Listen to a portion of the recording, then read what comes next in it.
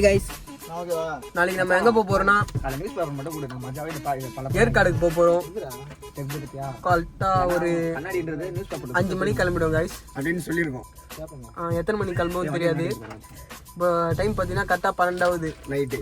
ஆமாம், நான் அப்படியே தூங்காமல் வீட்டில் போய் பத்துன்னு இருப்பேன். நான் தான் எல்லாருக்கும் போயிட்டு ஃபோன் வேறு பண்ணும் அப்புறம் அப்படின்னு நான் சொல்லுவேன். நான் வீட்டுக்கு போய் நான் தான் ஃபர்ஸ்ட் போய் தூங்குவேன். யாராரு பார்த்தீங்கன்னா இவன் பேர் தான் ரவி, அவர் பேர் தான் சரவணா.